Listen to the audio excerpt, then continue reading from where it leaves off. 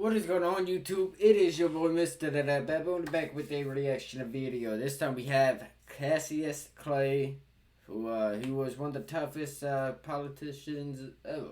We're going to learn about him. I think this is going to be fun. This is going to be entertaining.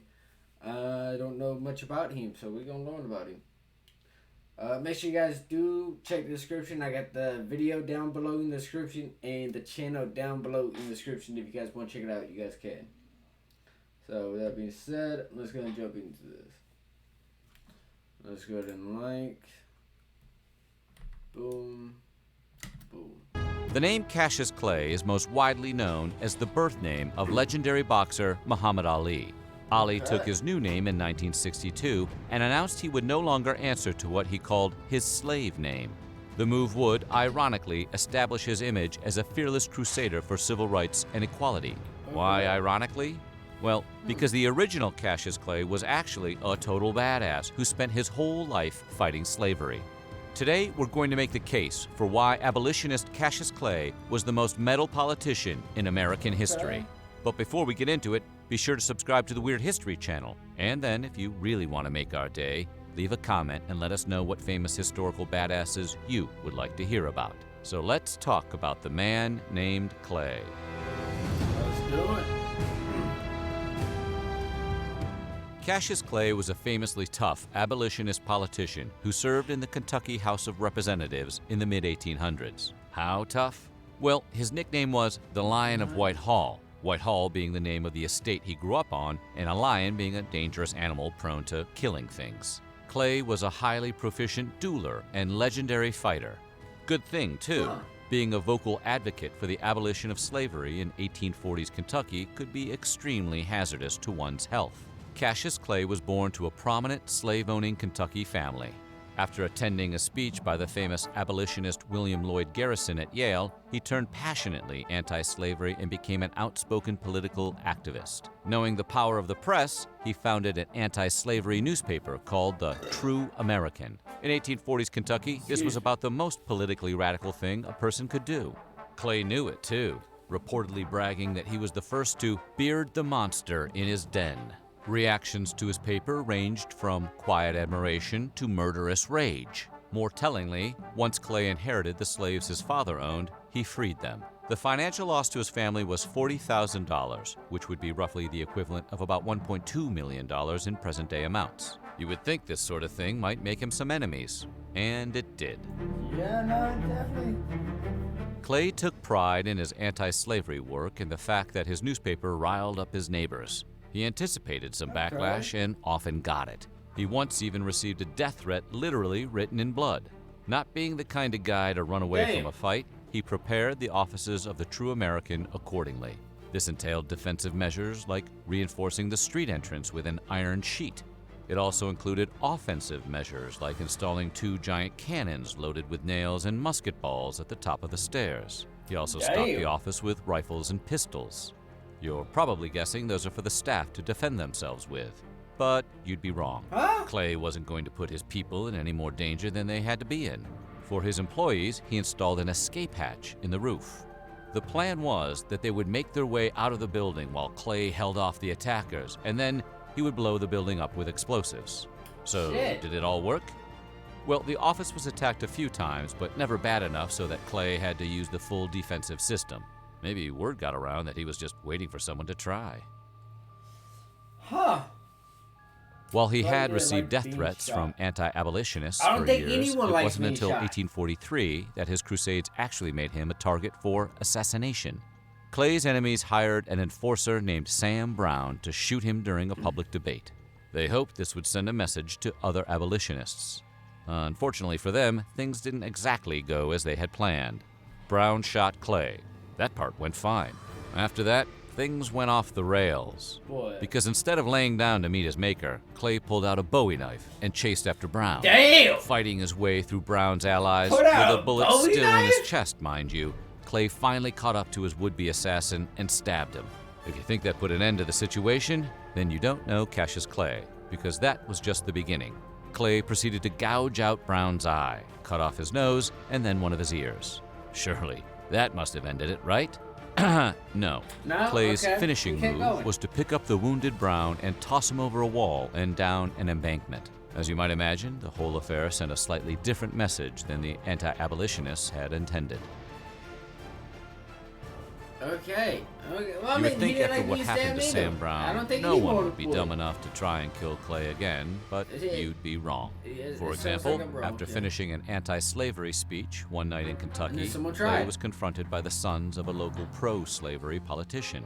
While no one knows whether it was a planned attack or a heat-of-the-moment eruption, the brothers went after him. There was a Hey. struggle. One of the attackers tried to shoot Clay, but the gun misfired. Then Clay's Bowie knife got loose and one of the brothers got a hold of it. They repeatedly gashed Clay, because that's usually enough to kill a man. But as previously established, Clay was really hard to kill. Like a hero in an action movie, Clay shook off his wounds, wrested his knife back from his attackers, and chased after them. Most of them, anyway.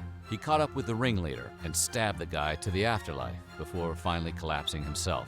The repeated attempts on his life didn't dissuade Clay from speaking out against slavery at all. Bro, Clay was... One of the reasons Clay was mean, so Clay- hard to scare may be that he had Man. already seen Clay definitely sounds like he's a pretty cool dude. I ain't gonna lie. Like, I mean, he trying to put an end to the slavery shit. I like that. He doesn't take no shit. I like that.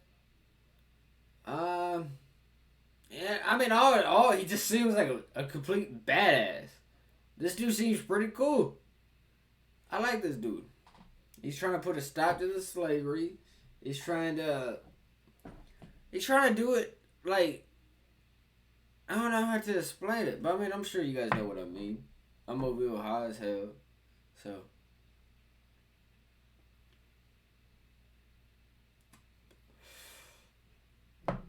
But I mean, it seems like he's definitely a good guy.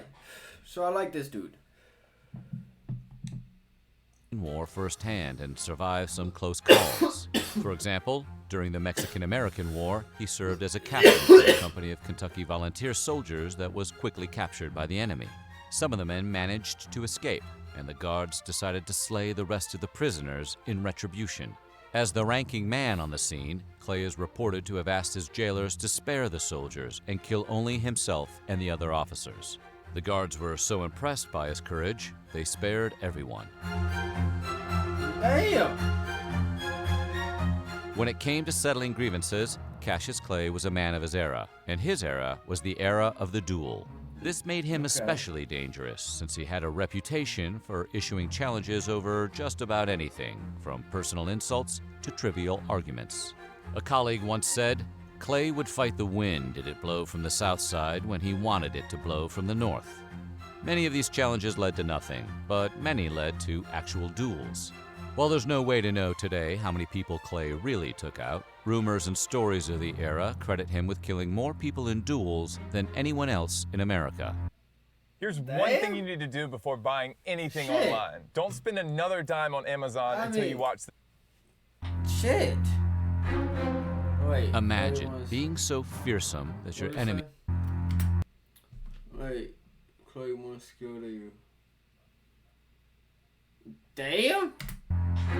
Shit. Imagine being so fearsome that your enemies would literally rather take their own lives than face you. Cassius Clay didn't have to imagine. In 1833, while Clay was at law school, he became involved with a woman named Mary Jane Warfield.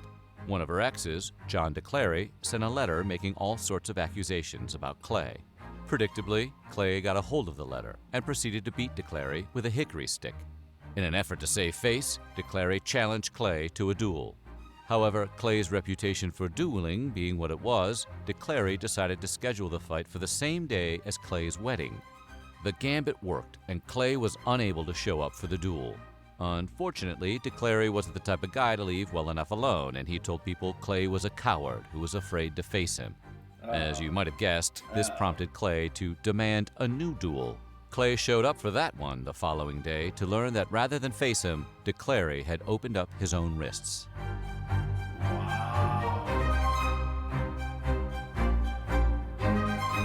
In 1899, Clay's ex-wife, Dora, married a man named Riley Brock. Clay suspected Brock of abusing Dora, and over time came to suspect Brock was planning to rob Whitehall itself. His instincts were correct.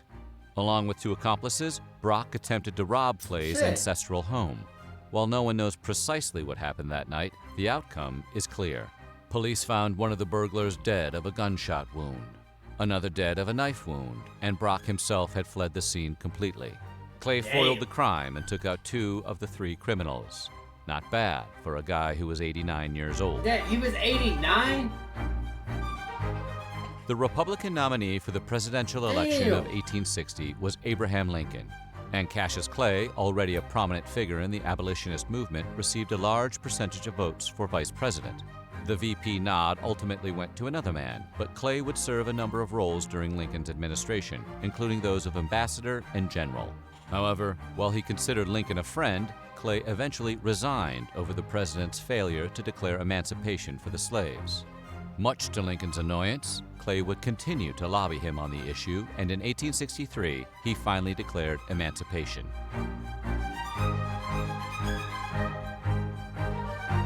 Always eager to put his money where his mouth was, Clay donated land for the creation of Berea College, a school that would accept all races and genders. Classes were still segregated in accordance with the law of the time, but the school's very existence was extremely unusual in the South during the period.